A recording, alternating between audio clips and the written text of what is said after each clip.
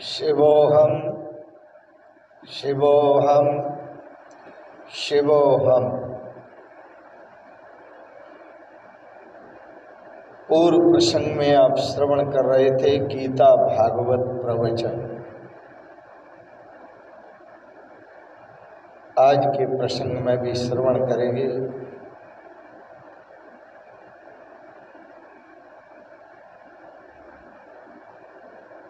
ध्येयं सदा परिभवग्नमभीष्टदोहं तीर्थास्पदं शिवविरञ्चनुतं शरण्यं भृत्यार्त्यहं प्रणतपालभवाब्धिभूतं वन्दे महापुरुष ते चरणारविन्दं वन्दे महापुरुष ते चरणारविन्दम्। श्रीमद् भागवत में दो प्रकार के विशेष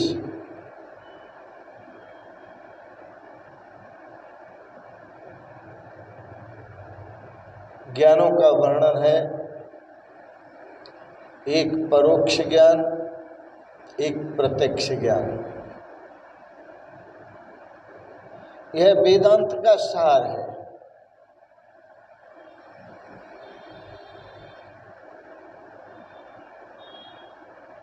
और वेदांत का सार है परोक्ष ज्ञान, अपरोक्ष ज्ञान।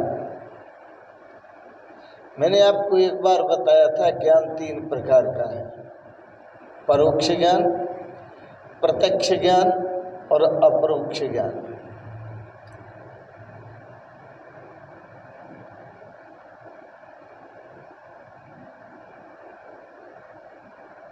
जिसमें दो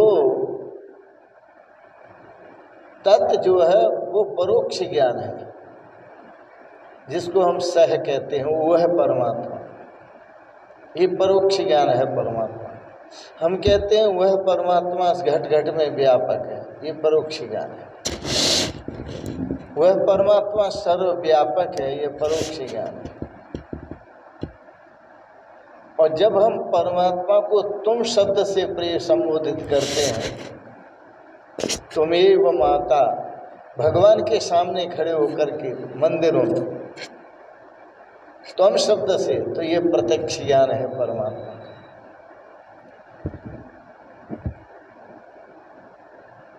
और जब हम तत् को और त्वम को 80 पद में एकता कर लेते हैं,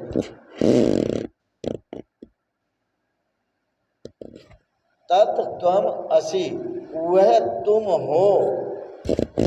और तुम्हें जब अनुभव होता है अहम ब्रह्मास्मि, वह ब्रह्म मैं हूँ, तो ये अपरोक्ष ज्ञान होता है। दर्शन भी आपको तीन प्रकार के बताए थे। एक तो परोक्ष दर्शन, दूसरा प्रत्यक्ष दर्शन और तीसरा अपरोक्ष दर्शन। आज हम विशेष बात करेंगे परोक्ष ज्ञान पर और अपरोक्ष ज्ञान पर। ईश्वर किसी एक स्थान पर है ऐसा जो माने, उसे परोक्ष ज्ञान है। उसका जो साक्षात्कार है वो परोक्ष साक्षात्कार है। और ईश्वर के बिना कुछ नहीं है, ईश्वर ही सब कुछ है। मैं भी ईश्वर से भिन्न नहीं हूँ। यह है ईश्वर का अपरोक्ष साक्षात्कार। मैं भी ईश्वर ही हूँ। फिर से कहूँ, ईश्वर के बिना कुछ नहीं है, ईश्वर ही सब कुछ है। मैं भी ईश्वर से भिन्न नहीं हूँ, मैं ईश्वर ही हूँ। ये ईश्वर का अपरोक्ष साक्षात्कार है।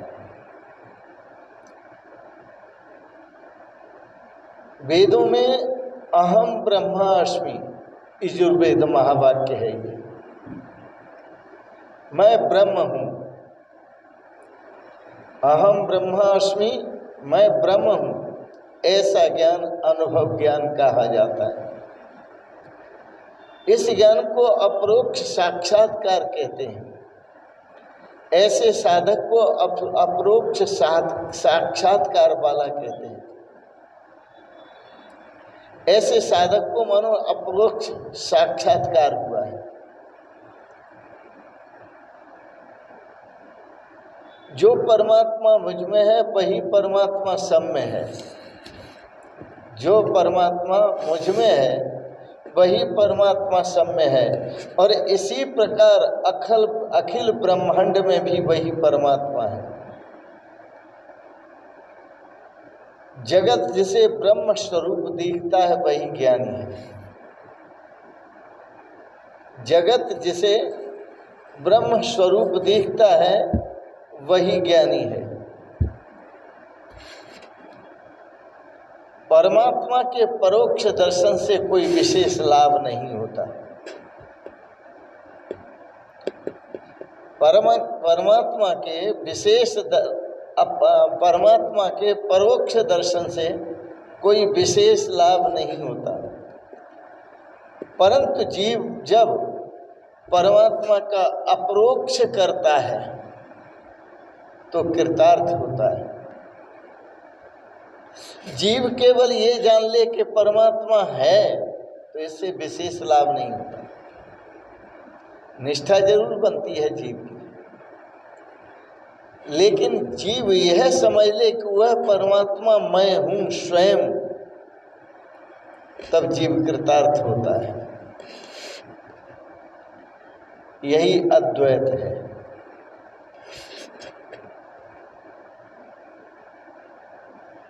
जितने भी ज्ञानी पुरुष हुए हैं उन्होंने अपने स्वरूप में ही श्री भगवान का दर्शन किया है।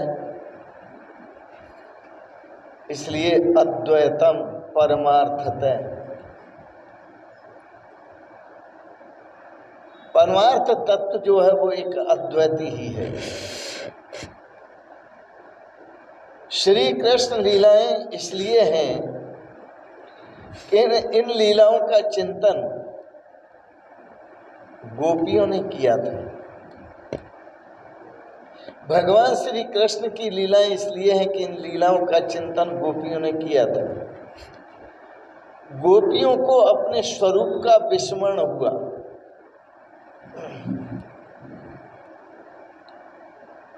गोपियों को अपने स्वरूप का विस्मरण हुआ और भगवान के स्वरूप का स्मरण हुआ, भगवान श्री कृष्ण के स्वरूप का स्मरण हुआ। तो वह गोपियां कहती हैं कृष्णो अहम दयते, मैं ही कृष्ण हूं, मैं ही कृष्ण हूं। अपने प्यारे कृष्ण को सब में अनुभव करती हुई गोपियां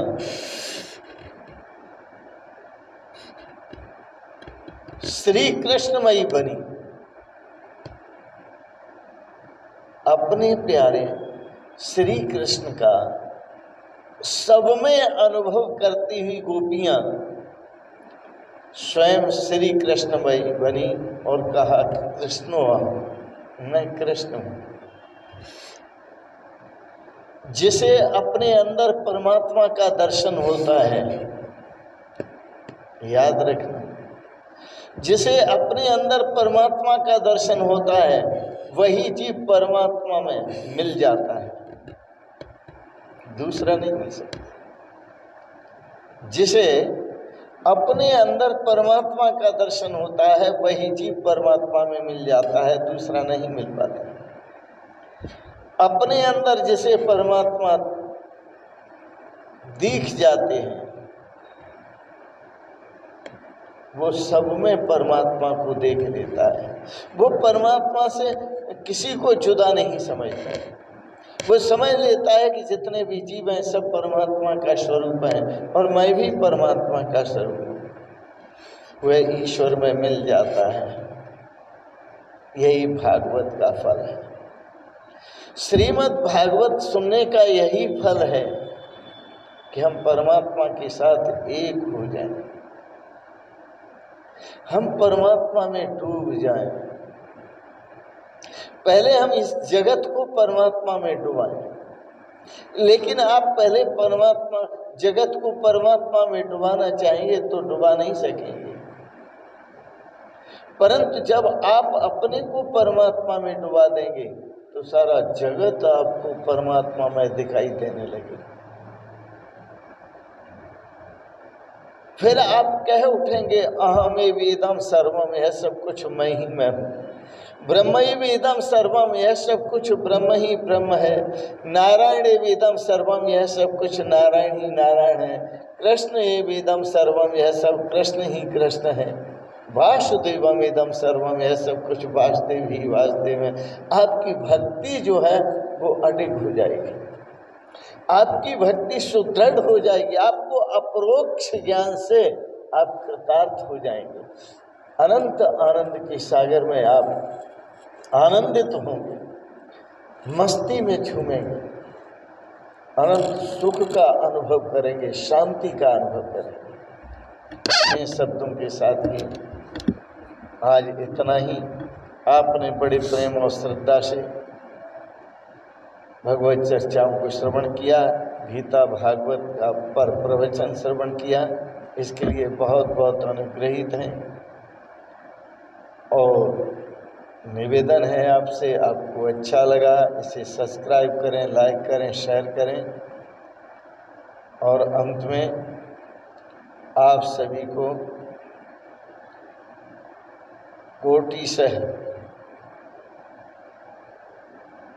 बधाइयाँ श्री कृष्ण जन्म की, श्री कृष्ण बधाई की। आपको बहुत बहुत बधाइयाँ, बहुत बहुत शुभकामनाएं, बहुत बहुत आशीर्वाद, बहुत बहुत प्रणाम।